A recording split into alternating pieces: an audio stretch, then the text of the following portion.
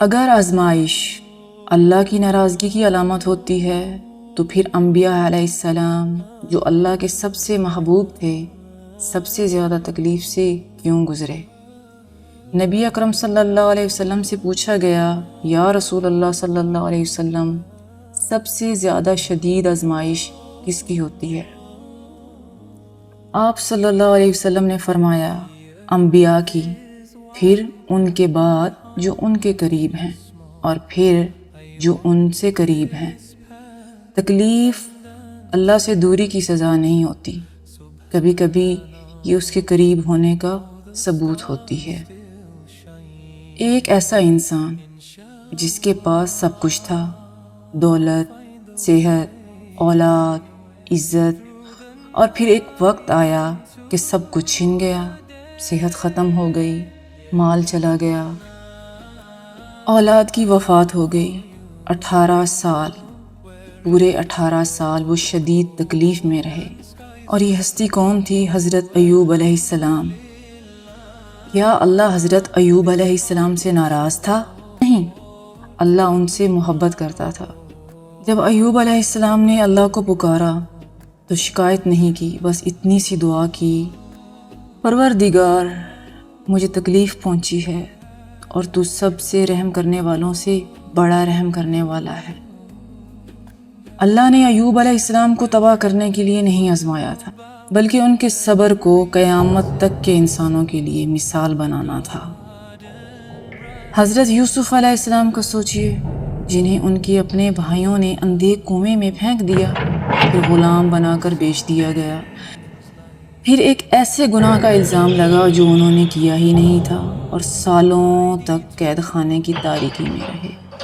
ظاہری طور پر یوسف علیہ السلام کی زندگی کا ہر قدم ناکامی لگ رہا تھا، کنواں، غلامی، اور پھر جیل۔ اللہ کی محبت کہاں تھی؟ وہ پردے کے پیچھے کام کر رہی تھی۔ اگر یوسف علیہ السلام کنویں میں نہ گرتے تو مصر نہ پہنچتے، اور اگر جیل نہ جاتے تو بادشاہ کے خواب کی تعبیر نہ بتاتے، اگر تعبیر نہ بتاتے تو پورا ملک قحط سے نہ بچتا۔ آپ کی موجودہ مشکل آپ کا خاتمہ نہیں ہے، یہ آپ کی تیاری ہے۔ اور پھر اللہ کے سب سے محبوب محمد مصطفیٰ صلی اللہ علیہ وسلم کی زندگی دیکھیے۔ پیدائش سے پہلے والد کا سایہ اٹھ گیا، بچپن میں والدہ کی وفات ہو گئی، اپنی زندگی میں اپنی 6 اولادوں کو اپنے ہاتھوں سے دفنایا، اور طائف کا وہ دن جب لوگوں نے پتھر مارے، آپ صلی اللہ علیہ وسلم لہو لہان ہو گئے۔ ایک درخت کے نیچے بیٹھ کر آپ صلی اللہ علیہ وسلم نے بد دعا نہیں کی، جوتیوں میں خون جم چکا تھا، اور آپ صلی اللہ علیہ وسلم نے فرمایا، یا اللہ، میں تیرے سامنے اپنی کمزوری اور اپنی بے بسی کا گلہ کرتا ہوں۔ اگر تو مجھ سے ناراض نہیں ہے تو مجھے کسی تکلیف کی پرواہ نہیں۔ یہی راز ہے، آزمائش آپ کا سہارا دنیا سے توڑتی ہے تاکہ آپ کا رابطہ صرف اپنے رب سے جڑ جائے۔ اللہ اپنے محبوب بندوں کو کیوں آزماتا ہے؟ 3 بڑی وجوہات ہیں۔ پہلی، پاکیزگی۔ نبی اکرم صلی اللہ علیہ وسلم نے فرمایا کہ تکلیف مومن کے گناہوں کو یوں جھاڑ دیتی ہے جیسے خزاں کے موسم میں درخت سے پتے گرتے ہیں۔ دوسری وجہ، درجات کی بلندی۔ جنت میں کچھ مقام ایسے ہیں جو صرف آپ کے اعمال سے حاصل نہیں ہو سکتے۔ اللہ آپ کو آزمائش دیتا ہے، پھر صبر کی توفیق دیتا ہے تاکہ آپ کو اس مقام تک پہنچا دے۔